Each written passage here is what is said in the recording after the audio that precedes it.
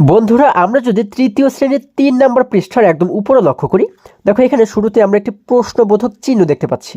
এখানে বলা হয়েছে নিচের ছবিতে দেওয়া টিকিটগুলো ক্রিকেট ম্যাচের জন্য বিক্রি করা হবে। অর্থাৎ এই নিচে আমরা যে টিকিটগুলো দেখতে পাচ্ছি, দেখো এই টিকিটগুলো ক্রিকেট ম্যাচের জন্য বিক্রি করা হবে। এখন এখান থেকে আমাদের দুটি প্রশ্ন করা হয়েছে। ১ নম্বর প্রশ্নে বলা হয়েছে বাক্সের ভিতর কতগুলো প্যাকেট আছে। অর্থাৎ এই যে দুটি বাক্স আমরা দেখতে পাচ্ছি, দেখো এই বাক্সের ভিতরে মোট কতগুলো প্যাকেট আছে সেটি আমাদের নির্ণয় করতে বলা হয়েছে। আমরা কিন্তু এটিকে খুবই সহজেই নির্ণয় করতে পারি, তাই না? আচ্ছা দেখো আমরা কিভাবে করে নির্ণয় করব। দেখো আমরা দেখতে পাচ্ছি এই ১০০০ পিস দিয়ে কিন্তু একটি প্যাকেট, তাই না? এরপরে দেখতে পাচ্ছি এখানেও ১০০০ পিস দিয়ে একটি প্যাকেট। তাহলে এরকমভাবে মোট কতটি প্যাকেট আছে এখানে? দেখো ১ ২ ৩ ৪ ৫ ৬ ৭ ৮ ৯ ১০। এখানে হচ্ছে ১০টি এবং এখানেও কিন্তু রয়েছে আরও ১০টি। তাহলে ১০ এবং ১০ মিলে হয়ে যায় ২০টি।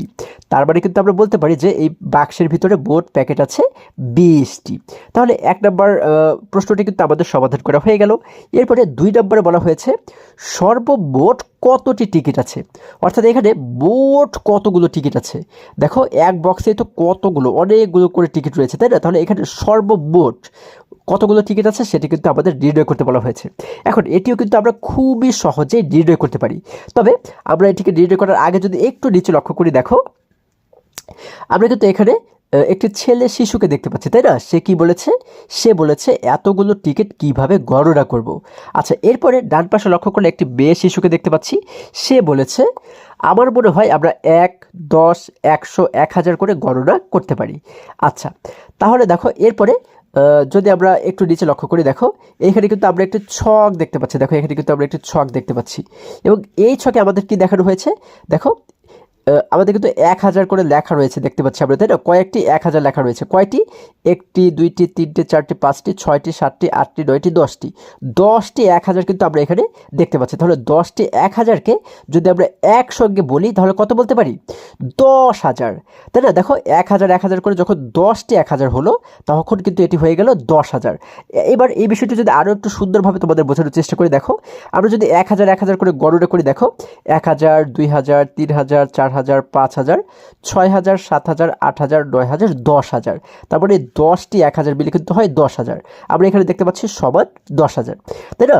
অর্থাৎ এই সবগুলোকে আমরা একত্রে বলতে পারি হচ্ছে ১০,০০০। এরপরে দেখো এখানে কি বলা হয়েছে, উপরের ছবিতে প্রতিটি বড় বাক্সে ১০০০-এর ১০টি প্যাকেট আছে। অর্থাৎ টিকিটের পরিমাণ ১০,০০০। অর্থাৎ এই ১০০০-এর 10টি বান্ডেলকে কিন্তু আমরা বলতে পারি ১০,০০০, তাই না? অর্থাৎ টিকিটের পরিমাণ ১০,০০০ এবং একে লেখা হয় ১০,০০০। তার মানে কিন্তু আমরা এই যে একটি বক্স দেখতে পাচ্ছি, এই বক্সের ভিতরে কিন্তু মোট ১০,০০০ টিকিট রয়েছে, তাই না? দেখো ১০০০ ২০০০ ৩০০০ ৪০০০ ৫০০০ ৬০০০ ৭ ৮ ৯ ১০,০০০। তার মানে এক বক্সে রয়েছে ১০,০০০, আবার এই বক্সেও রয়েছে ১০,০০০। দেখো এটুকুর হিসাব কিন্তু আমরা খুব সহজেই পেয়ে গেলাম, তাই না? আচ্ছা দেখো তাহলে বলা হয়েছে কি যে এটাকে লেখা হয় ১০,০০০, এইভাবে করে লেখা হয়। ছবিতে এরকম দুটি বক্স আছে, এই দুটি বাক্সে একত্রে ২০,০০০ টিকিট আছে। আচ্ছা আমরা কিন্তু একটু আগে এটি বুঝতে পেরেছি, তাই না?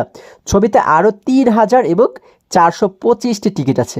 আচ্ছা দেখো এখানে কিন্তু আমরা দেখতে পাচ্ছি বক্স ছাড়াও এখানে কিন্তু ১০০০-এর আরও ৩টি বান্ডেল আমরা দেখতে পাচ্ছি, তাই না? দেখো ১০০০ ২০০০ ৩,০০০, ৩টি বান্ডেল মিলে হয়ে গেল ৩,০০০। এরপর আমরা ১০০-এর কিছু বান্ডেল দেখতে পাচ্ছি, ১০ পিসের কিছু বান্ডেল দেখতে পাচ্ছি এবং ১-এর কিছু বান্ডেল আমরা দেখতে পাচ্ছি। আচ্ছা এরপরে দেখো আমরা যদি আরেকটু নিচে লক্ষ্য করি, এখানে বলা হয়েছে ছবিতে আরও ৩,০০০ ও ৪২৫টি টিকিট আছে। এখন আমরা এই জায়গাতে যে ছকটি দেখতে পাচ্ছি, দেখো এই ছকটি যদি তোমরা বুঝতে পারো তাহলে কিন্তু এই হিসেবটি তোমাদের কাছে একদম পানির মতো সহজ হয়ে যাবে। আচ্ছা তাহলে আমরা এখানে দেখতে পাচ্ছি উপরে লেখা রয়েছে একক, দশক, শতক, হাজার, অযুত। তাহলে এককের ঘরে আমরা যদি লক্ষ্য করি যে কতটি একক রয়েছে, মানে একটি একটি করে টিকিট রয়েছে কতটি? ১ ২ ৩ ৪ ৫, ৫টি, তাই না? যার কারণে কিন্তু দেখো আমরা এই এককের ঘরে ১ লিখে দেবো ৫টি। দেখো ১ ২ ৩ ৪ ৫, ১ কিন্তু আমরা লিখে দিলাম ৫ বার। এরপরে দেখো দশকের ঘর মানে কি? দশক মানে হচ্ছে ১০, তার মানে ১০টির বান্ডেল রয়েছে কতটি? দেখো ১টি ২টি, তার মানে দশকের ঘরে কিন্তু আমরা ২ বার ১০ লিখে দেবো, তাহলে দেখো আমরা কিন্তু ২ বার ১০ লিখে দিলাম। এরপরে রয়েছে শতক মানে হচ্ছে ১০০, ১০০ এর বান্ডেল রয়েছে কতটি? দেখো দেখতে পাচ্ছি একটি, দুইটি, তিনটি, চারটি 100 এর বান্ডিল রয়েছে, যার কারণে কিন্তু আমরা শতকের ঘরে 4 বার 100 লিখব। 1 2 3 4। এরপরে রয়েছে হাজার। দেখো তো কতটি 1000-এর বান্ডিল রয়েছে। আমরা দেখতে পাচ্ছি একটি, দুইটি, তিনটি, এই তিনটি কিন্তু 1000-এর বান্ডিল রয়েছে। এগুলোর হিসাব কিন্তু আমরা আলাদাভাবে করব। 1000-এর বান্ডিল রয়েছে আমরা দেখতে পাচ্ছি তিনটি, তাই না? যার কারণে আমরা এই জায়গাতে হাজারের ঘরে লিখে দিলাম। দেখো 3 বার কিন্তু আমরা 1000 লিখে দিলাম, তাই না? আচ্ছা, এরপরে বলা হয়েছে অযুত। অযুত মানে কি বোঝায়?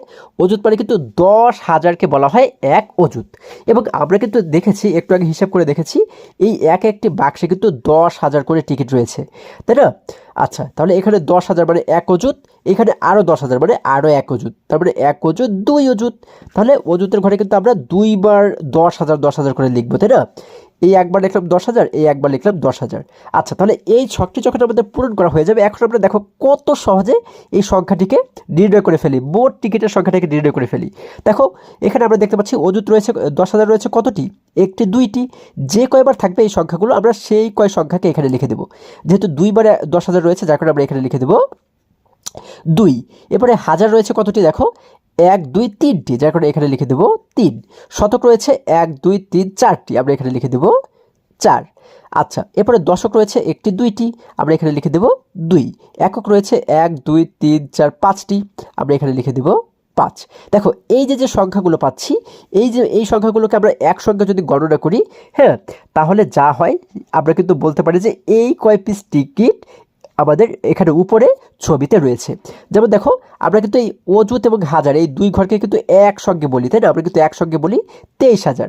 দেখো এই 2 অযুত এবং 3,000, এই 2 এবং 3কে আমরা একসঙ্গে কিন্তু 23 বলবো, তাই না? দেখো আমরা জানি 2 এবং 3 পাশাপাশি বসলে হয় 23, তাই না? তাহলে 23,000, তারপরে কত? এখানে আমরা শতকের ঘরে দেখতে পাচ্ছি 4, তারপরে 23,400, এবং তারপরে দশক এবং একক এই দুটিকেও যদি একসঙ্গে বলতে হয়, তাই না? তাহলে 2 এবং 5 পাশাপাশি বসে কিন্তু হয়ে গেল 25। তারপরে কিন্তু আমরা বলতে পারি 23,425। দেখো বলা হয়েছে সংখ্যাটি হলো 23,425।